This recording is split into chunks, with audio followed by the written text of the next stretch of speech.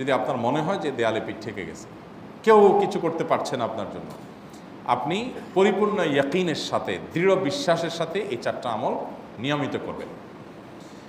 এবং আমি বহু মানুষকে পার্সোনালি এটার পরামর্শ দিয়েছি, ওনারা আমল করেছেন, আমল করে উপকৃত হয়েছেন।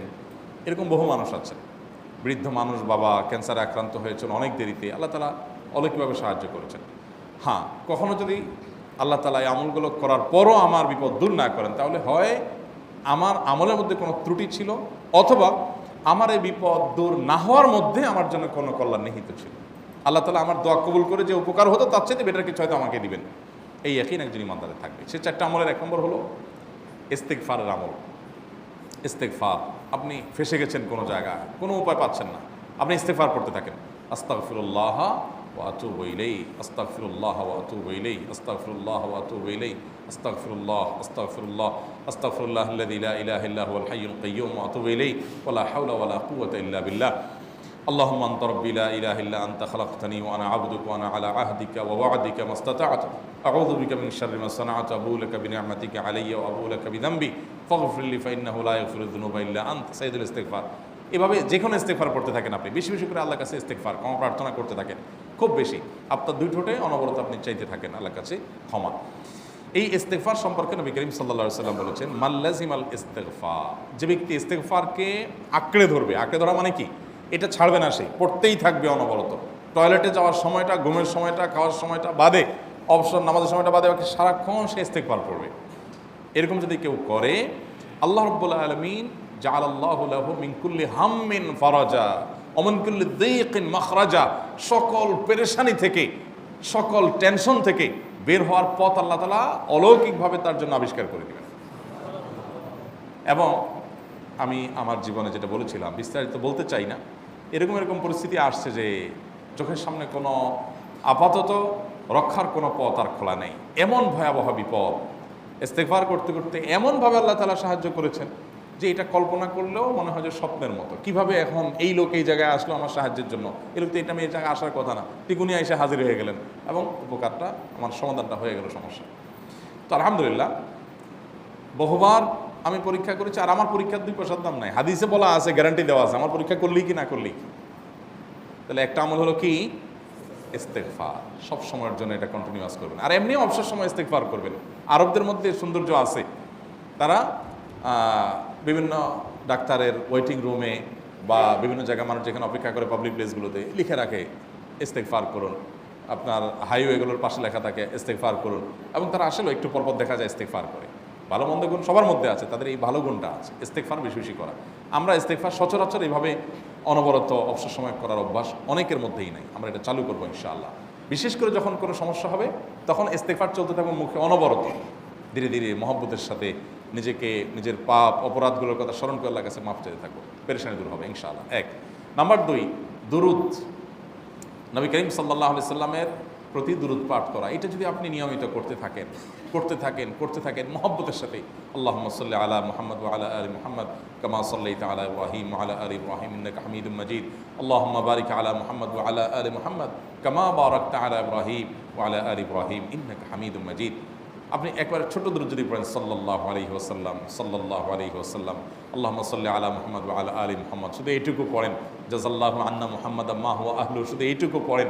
আপনি এভাবে যেই কোনো দুরূদ নবী করিম সাল্লাল্লাহু আলাইহি ওয়াসাল্লামের প্রতি যদি পড়েন এবং পড়তে থাকেন অনবরত, ইস্তেগফারের পাশাপাশি দুরূদটা, দুরূদের ক্ষেত্রে নবী করিম সাল্লাল্লাহু আলাইহি ওয়াসাল্লাম বলেছেন যে এইটা তোমার জন্য যথেষ্ট হয়ে যাবে। তুমি যদি আল্লাহর কাছে আর কোনো দোয়া করতে না পারো, শুধু দুরূদটা পড়ো, তোমার সব পেয়ে যাবে, কিচ্ছু লাগবে না।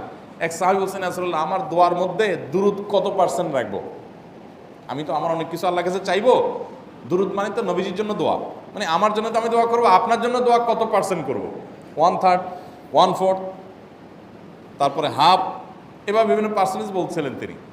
নবী করিম সাল্লাল্লাহু আলাইহি ওয়াসাল্লাম বলেছেন যে হ্যাঁ, এর বেশি করতে পারলে আরও ভালো, আরও ভালো। তো ভদ্রলোক এর বেশি, ওই সাহাবী রাদিয়াল্লাহু তাআলা আনহু, তিনি এর বেশি বাড়াতে একটা পর্যায়ে বলছেন যে আমি সব দোয়া আপনার জন্য করি। নবী করিম সাল্লাল্লাহু আলাইহি ওয়াসাল্লাম বলেছেন তাহলে তোমার আর কোনো দোয়াই করতে হবে না, এর মধ্যে সব দোয়া চলে আসবে। কারণ আপনি যদি বলেন আল্লাহ আপনার নবীর প্রতি আপনি রহমত নাজিল করেন, আপনার নবীর প্রতি আপনি শান্তি নাজিল করেন, আপনি যেটা দোয়া করেন, তো আল্লাহকে আল্লাহর নবীর প্রতি আপনি রহমত নাজিল করতে বললে আল্লাহ তাআলা আপনার প্রতি রহমত নাজিল করবেন কি করবেন না? আপনি কাউকে খুশি করতে চান, কার কাছ থেকে কিছু আদায় করতে চান, তার ছেলেটারে যদি হাদিয়া তোহফা দেন, আদর যত্ন করেন, তো বাই ডিফল্ট অটোমেটিকলি ওই লোকের সিম্পেথি আপনার দিকে আসবে কি আসবে না? চোখ বন্ধ করে আসবে। তো আল্লাহর নবীর জন্য যখন আপনি দোয়া করবেন, তখন আল্লাহ তাআলা আপনার মধ্যে রহমত নাজিল করবেনই, এটা নবী সাল্লাল্লাহু আলাইহি ওয়াসাল্লামের ওয়াদা। যে কোনো পেরেশানি, তিনি আরো বলেছেন, যদি কেউ দুরূদের আমল করে নিয়মিত, আল্লাহ রাব্বুল আলামিন তার সকল পেরেশানির জন্য যথেষ্ট করে দিবেন। এই আমলটাকে সবগুলো দূর করার জন্য যথেষ্ট হয়ে যাবে।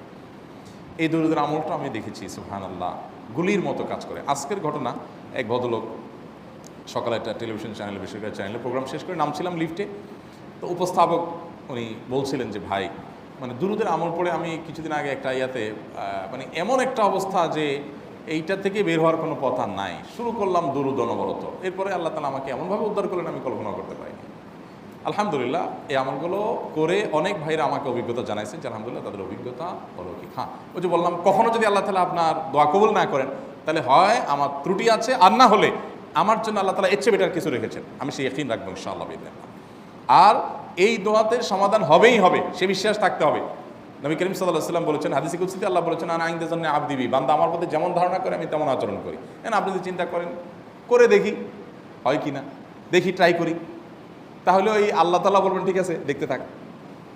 আপনি যদি ইয়াকিন করেন যে না, নবী করিম সাল্লাল্লাহু আলাইহি ওয়াসাল্লাম যে বলেছেন অতএব সেটা হবেই, আর আল্লাহ রাব্বুল আলামিনের কাছে আমি ওইভাবেই চাবো যে আল্লাহ দিবেনই, আমি নিয়েই ছাড়বো, ইনশাআল্লাহ গুলি মিস হতে পারে, আপনার দোয়া মিস হবে না। ওই ইয়াকিন, ওই ঈমান আমার মধ্যে আনতে হবে, চেষ্টা করবো তো ইনশাআল্লাহ। তাহলে দুইটা আমল হলো, ইস্তেগফার আর দুরূদ। 3 নম্বর আরেকটা আমল হলো দোয়ায়ে ইউনুস। দোয়ায়ে ইউনুস, লা ইলাহা ইল্লা আন্ত সুবহানাক ইন্নী কুনতু মিনাজ জালিমিন। বেশি বেশি পড়তে থাকবেন, যখন বিপদে পড়বেন ইস্তেগফার আর দুরূদ পড়বেন সবচেয়ে বেশি, আর মাঝে মধ্যে দোয়ায়ে ইউনুস, লা ইলাহা ইল্লা আন্ত সুবহানাকা ইন্নী কুনতু মিনাজ জালিমিন। আল্লাহ সুবহানাহু ওয়া তাআলা কোরআনে কারীমে এই দোয়ার পরে বলেছেন, ওয়া কাযালিকা নুনজিল মুমিনিন। এই দোয়া পাঠ করার মাধ্যমে ইউনুস আলাইহিস সালামকে পৃথিবীর ইতিহাসের সবচেয়ে অলৌকিক ঘটনা, সকল সায়েন্স, সকল আপনার বিজ্ঞানের তত্ত্ব, সবগুলোকে আপনার সবগুলোর বিপরীতে বা সবগুলোকে আপনার ভুল প্রমাণ করে দিয়ে ওই জায়গাটার জন্য আল্লাহ তাআলা ইউনুস আলাইহিসকে মাছের পেটে ঢোকার পর সেখান থেকে আবার জীবিত রেখে বের করেছেন। অক্সিজেন অভাবে তো সেখানে এমনি মারা যাওয়ার কথা, আরও নানা কারণে মারা যাওয়ার কথা, তাই না? কিন্তু আল্লাহ তাআলা তাকে রক্ষা করেছেন, কারণ উনি এই বিপদে পড়ার পর থেকে এটা পড়তেছিলেন, লা ইলাহা ইল্লা আনতা সুবহানাকা ইন্নী কুনতু মিনাজ জালিমিন। তো আল্লাহ তাআলা কোরআনে বলেছেন, এটা ইউনুস, তার নবী ইউনুস আলাইহিস সালামকে আল্লাহ তাআলা এর মাধ্যমে রক্ষা করেছেন, সেটা তার জন্য খাস না, এটা তার জন্য স্পেশাল না, বরং আল্লাহ বলেছেন ওয়া কাযালিকা নুনজিল মুমিনিন, এটা দিয়ে আমি তাকে রক্ষা করেছি, একইভাবে ঈমানদারদেরকেও এইটার মাধ্যমে রক্ষা করব। এটা বড় অস্ত্র পেয়ে গেলাম। দোয়া ইউনুস বেশি বেশি পড়বো ইনশাআল্লাহ, লা ইলাহা ইল্লা আনতা সুবহানাকা ইন্নী। আমার দেশে আবার দেখা যায় বিপদ হয়ে গেলে তখন হুজুর ভাড়া করে যে ভাই আপনারা সবাই মিলে এটা 1 লাখ বার পড়ে দেন, 1.25 লাখ বার পড়ে দেন, টাকা দিমো আপনারা পড়ে দেন। আপনারটা আপনি পড়বেন ভাই, হুজুরদের কাছে দোয়া চান সমস্যা নাই, আর হুজুরদেরকে খাটায়া টাকা দিবেন কেন, এমনি টাকা দিবেন না দিয়া। আর এই দোয়া নিজে নিজে করতে থাকবেন। ইউনুস আলাইহিস সালাম ওই সময় কি লোক ঠিক করছিলেন যে ভাই আপনারা সবাই দোয়া ইউনুস পড়েন, আমি গেলাম, আমি মাছের পেটে গেলাম, আপনারা বসেন সবাই দোয়া ইউনুস পড়া দেন, করছেন উনি? ওনারটা উনি করছেন, তো আপনারটা আপনি শুরু করবেন দোয়া ইউনুস না। 4 নম্বর আমল হলো ইয়া যাল জালালি ওয়াল ইকরাম। এটা বিশেষ করে পাঠ করবেন। নবী করিম সাল্লাল্লাহু আলাইহি ওয়াসাল্লাম বলেছেন, আলিযু বিয়া যাল জালালি ওয়াল ইকরাম। ইয়া যাল জালালি ওয়াল ইকরাম, এইটাকে তোমরা আঁকড়ে ধরবে। ইয়া যাল জালালি ওয়াল ইকরামের মানে কি? এটা আল্লাহকে ডাকা, আর কিছু না। এবং হাদিসে বর্ণিত দোয়া, এটা মাসনুন দোয়া। ইয়া যাল জালালি ওয়াল ইকরাম মানে হে মহা ক্ষমতার অধিকারী, প্রতাপশালী এবং সম্মানের মালিক। এটা বলার মানে হলো আল্লাহর কাছে নিবেদন করা, যেহেতু আপনার প্রতাপ আছে, আপনার জালাল আছে, আপনার বড়ত্ব আছে, হে বড়ত্বের অধিকারী এবং হে সম্মানের অধিকারী, আপনার যেহেতু আল্লাহ তাআলা এটা, আপনার যদি এটা আছে, অতএব হে আল্লাহ আপনি আমাকে এটা দান করুন, আপনার সেখান থেকে আমার প্রতি রহম করুন, আপনার সেখান থেকে আমাকে, আপনার বড়ত্ব থেকে আমাকে আপনি হেফাজত করুন, আপনার একরাম থেকে আমাকে আপনি, তা দিয়ে আপনি আমাকে রহম করুন। তো সেই দোয়া আল্লাহ তাআলার কাছে নিবেদন করতে পারি, ইয়া যাল জালালি ওয়াল ইকরাম। এর পাশাপাশি তাহাজ্জুদের নামাজ এবং যে কোনো নফল নামাজ, কারণ নবী সাল্লাল্লাহু আলাইহি সাল্লাম ইজা হাজাবাহু আমরুন সাল্লা, নবীজি সাল্লাল্লাহু আলাইহি সাল্লামের কোনো পেরেশানি শুরু হলে আগে ওযু করে 2 রাকাত নামাজ পড়তেন, ওযু করে 2 রাকাত নামাজ পড়তেন। আমাদের যখন পেটে ব্যথা শুরু হয়, আগে কার কথা মনে পড়ে? ডাক্তারের কথা মনে পড়ে। যখন গায়ে জ্বর আসে, সবার আগে মনে পড়ে কিসের কথা?